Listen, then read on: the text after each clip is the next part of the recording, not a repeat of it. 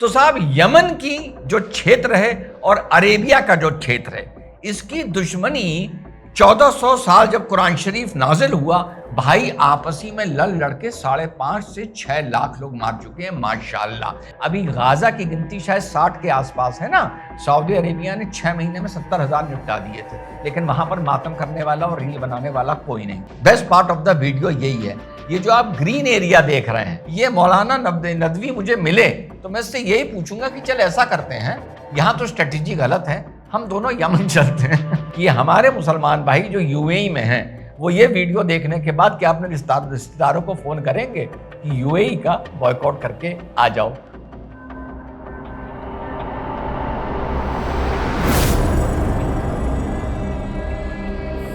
Hello नमस्कार सत श्री अकाल अस्सलाम वालेकुम, कैसे हैं जनाब। तो साहब दुनिया में इजराइल के खिलाफ लड़ते लड़ते वो तो छोड़ो, ऐसी घटना हो गई साल के आखिर में कि शिया हूती आतंकी संगठन के खिलाफ लड़ते लड़ते दो सुन्नी भाई आपस में भिड़ गए। इस साल के एंड में मैं बात कर रहा हूं सऊदी अरेबिया की और यूनाइटेड अरब एमिरेट्स की, और इस वीडियो के अंत में यह पूछूंगा कि यूएई का हम मुसलमान भाई बॉयकॉट कब करेंगे।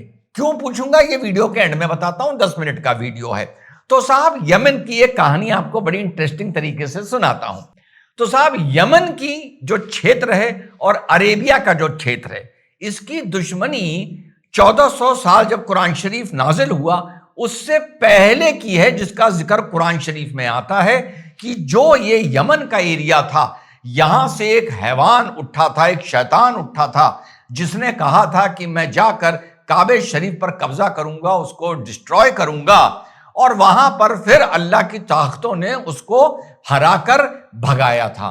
तो ये किस्सा, ये दुश्मनी, ये क्षेत्र की दुश्मनी कुरान शरीफ नाजिल होने से पहले के टाइम की है, जिसका जिक्र कुरान शरीफ में है। अब मैं बिल्कुल से आगे आ जाता हूं और सीधे आ जाता हूं सन 90 के आसपास, 1990 के आसपास। तो साहब ये जो यमन का क्षेत्र है, ये वास्तव में दो देश हुआ करते थे, नॉर्दर्न यमन और सदर्न यमन। तो सन 90 में यह तय किया गया कि देखो सारे भाई साथ रहेंगे, तरक्की करेंगे, उन्नति करेंगे, पूरे यमन को एक जोड़कर चलते हैं, एक मिसाल माशाल्लाह पेश करेंगे। तो उस जमाने में 1990 में अल सलह जो थे उनको यहां का राष्ट्रपति बना दिया गया। वो नॉर्दर्न यमन से थे, और अबू बकर करके कोई थे, उनका नाम मिस कर रहा हूं, वो सदर्न के, क्योंकि इसके बारे में मैंने बहुत पढ़ा है, वो सदर्न के यमन के नेता हुआ करते थे, उनको प्राइम मिनिस्टर बना दिया गया। और दोनों भाइयों ने कहा अब हम साथ मिलकर माशाल्लाह तरक्की करेंगे, लेकिन तरक्की तो होनी नहीं है, झगड़ा करना है। तो 1994 आते आते नॉर्थ यमन ज्यादा तरक्की करने लगा और नॉर्थ यमन ने सदर्न यमन की ऐसी की तैसी करनी शुरू कर दी। तो वहां पर 1994 में भाइयों ने कहा हद तेरी की ऐसी की तैसी, एक हो गया तेल लेने, हम तो फिर से अलग होके रहेंगे। और यमन में तब से आपस में भाइयों के जूते चल रहे हैं। शॉर्ट में बता दूं, जब ये मैं वीडियो अपलोड कर रहा हूं, सन 1994 से लेके 2024 तक कितना टाइम हो गया, 30 साल लगभग। जो आंकड़े बताते हैं अलग अलग सोर्सेस के, भाई आपसी में लड़ लड़के 5.5 से 6 लाख लोग मार चुके हैं माशाल्लाह।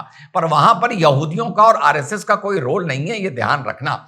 तो साहब हुआ ये कि अब लड़ते लड़ते 2011 आ गया। 2011 में वहां के भाइयों ने कहा कि अरब स्प्रिंग आएगा, हम आजादी लाएंगे, हम भी बाकी मुल्कों की तरह आजाद होंगे, हमारे यहाँ भी डेमोक्रेसी होगी, वोट डालेंगे, एक ऑपोजिशन पार्टी होगी, अमन सुकून होगा। वहां पर यह बवाल शुरू हुआ।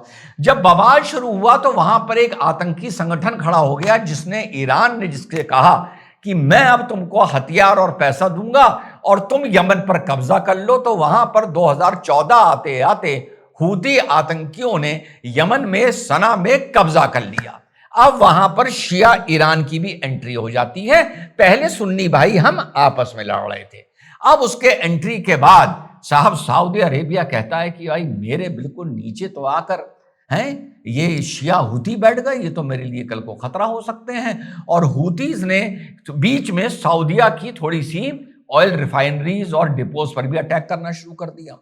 तो भैया सारे सुन्नी भाई एक हो गए, यानी Saudi Arabia, UAE, Oman, Qatar और कुवैत, ये सब एक हो गए और उन्होंने कहा हम हूतीस को बर्बाद कर देंगे। ठीक, अब 2015 में सऊदी अरेबिया ने वहां पर बमबारी शुरू कर दी। हाँ साहब, अब बमबारी के बाद करते करते ये हालत आ गई कि करीबन 6 महीने में 80,000 से 1 लाख आदमी हमारे सुन्नी भाइयों के संगठन ने हूतीस का जो रीजन था उसमें बेपनाह मारे और बहुत जबरदस्त बमबारी की थी। अभी गाजा की गिनती शायद 60 के आसपास है ना। सऊदी अरेबिया ने 6 महीने में 70,000 निपटा दिए थे, लेकिन वहां पर मातम करने वाला और रील बनाने वाला कोई नहीं था।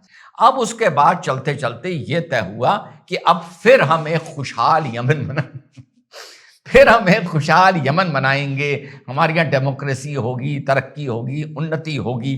अब यार यूएई को लगा इस हाला यार ये जो अटैक हो रहा है ये तो सऊदी अरेबिया लीड कर रहा है, मेरे भी नीचे यमन है, तो मुझे भी कोई अपनी जियोपॉलिटिक्स करनी चाहिए। तो उसने वहां पर धीरे धीरे 2017 आते आते वहां पर खड़ी हो जाती है एसटीसी, सदर्न ट्रांजिशनल काउंसिल।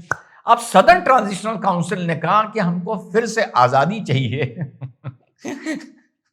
जैसी सन 90 से पहले थी। तो यूएई को लगा यार एक काम करते हैं, इनके पास ज्यादा रिसोर्सेज हैं, ज्यादा एरिया है, इनका सी फेस ज्यादा है, तो हम इनका समर्थन अंदर अंदर कर देते हैं। तो यूएई ने सदर्न ट्रांजिशनल काउंसिल का समर्थन करना हर तरीके से, पैसे से, हथियारों से, अभी 2017 में शुरू कर दिया। सऊदी अरेबिया को लगा कि यार मैं यहां का बॉस हूं, ये यूएई तो ज्यादा एरिया लिए जा रहा है। तो सऊदी अरेबिया ने जो वहां की मुख्य गवर्नमेंट थी, जिसके पास कितना एरिया है मैं आपको दिखा दूं, best part of the video यही है। ये जो आप ग्रीन एरिया देख रहे हैं, ग्रीन एरिया, ये अलग अलग छोटे छोटे आतंकी संगठन हैं जिन्होंने वहां पर अपना कब्जा कर रखा है। जहां पे मुकाला पोर्ट आता है, जहां पर कल माशाल्लाह यूएई के 2 जहाज, कुछ जीप्स और हथियार लेके पहुंचे। किसके लिए पहुंचे साहब? सदर्न ट्रांजिशनल काउंसिल के लिए पहुंचे, क्योंकि सदर्न ट्रांजिशनल काउंसिल इस पूरे क्षेत्र में और अपना हदरामौत का एरिया ईस्ट में बढ़ाना चाह रही है। और सऊदी अरेबिया को लग रहा है कि अगर ये ईस्ट में ज्यादा बढ़ गए तो ये मेरे बॉर्डर तक आ जाएंगे और मेरे लिए ये खतरा हो जाएगा। तो सऊदी अरेबिया ने यूएई से कहा कि तुम हथियार नहीं भेजोगे। तो यूएई के फोर्ट फुजैरा से 2 जहाज चलते हैं, सऊदी अरेबिया ट्रैक कर रहा था। जैसे ही मुकाला पोर्ट पे पहुंचते हैं, कल वहां पर माशाल्लाह जबरदस्त बमबारी सऊदी अरेबिया यूएई के हथियारों पर, डिपोज कर, जहाजों पर कर देता है। तो जो आप ये ग्रीन पोर्शन देख रहे हैं, ये अलग अलग आतंकी संगठन हैं जो पोर्ट के इस्तेमाल करने के लिए लोगों से पैसा लेते हैं। उसके बाद जो आप ये नीचे बड़ा पोर्शन देख रहे हैं, ये सदर्न ट्रांजिशनल काउंसिल के पास है, सदर्न ट्रांजिशनल काउंसिल। अब ये ईस्ट की तरफ इन्होंने जब अपना एरिया बढ़ाया तो सऊदी अरेबिया को खतरा हुआ है। उसके बाद जो आप इधर ये डार्क ब्राउन एरिया देख रहे हैं, डार्क ब्राउन एरिया माशाल्लाह, ये शिया हूतीज के पास है। और जो ये आप ऊपर छोटी सी जगह देख रहे हैं यमन में, ये सिर्फ सरकार के पास है, इसके अलावा सरकार के पास कुछ नहीं है। और वो सरकार कहलाती है पीएलसी, प्रोविजनल लीडरशिप काउंसिल, और जिसको लीड कर रहे हैं आलिमी। तो साहब जो आलिमी की टीम है, जो प्रोविजनल आपकी लीडरशिप काउंसिल है, उसको लीड करवा, उसको पैसा दे रहा है सऊदी अरेबिया, और इधर बाकियों को पैसा दे रहा है यूएई। तो ये लड़ाई साथियों इस टाइम वहां पर मची हुई है। अब आलमी ने, यानी प्रोविजनल लीडरशिप काउंसिल ने यूएई से कह दिया है कि तुम्हारी जितने भी यहां पर असेट्स हैं, जितना भी तुम्हारा यहां मिलिट्री इक्विपमेंट है, सारा हटाओ 36 घंटे में, वरना हम तुम्हारे खिलाफ जंग छेड़ देंगे। इतनी लड़ाई में उधर शिया हूती बैठ के हुक्का पी रहे हैं, कुछ सिगार भी पी रहे हैं, कह रहे हैं कि सुन्नी भाई आपस में जब तक लड़ रहे हैं तब तक हमारा फायदा हो सकता है। तो ये कहानी है यमन की। ये मौलाना नदवी मुझे मिले तो मैं इससे यही पूछूंगा कि चल ऐसा करते हैं, यहां तो स्ट्रेटेजी गलत है, हम दोनों यमन चलते हैं वही यमन में रहेंगे, ठीक है। तो ये डेवलपमेंट है। अच्छा, मैंने वीडियो के शुरू में ये क्यों बोला था कि देखते हैं हम यूएई का बॉयकॉट मुसलमान कितना करेगा नहीं करेगा। पेप्सी और कोको कोला का तो कर देता है ना, बर्गर किंग का। भैया ऐसा है कि यूएई ने एक डिफेंस एग्रीमेंट कर लिया है इजराइल के साथ। इससे ईरान बहुत नाराज है। ईरान कह रहा है कि अगर तुमने उसका इक्विपमेंट खरीदा, फाइनली जब लैंड कर गया, तो मैं तुम्हारे ऊपर अटैक कर दूंगा। तो भाई बहुत कंफ्यूजन है।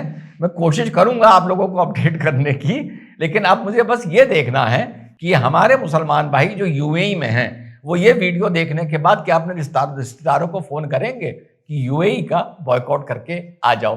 तो ये मेरा अपना तरीका था यमन का अपडेट। जय हिंद, वंदे मातरम, खुदा हाफिज।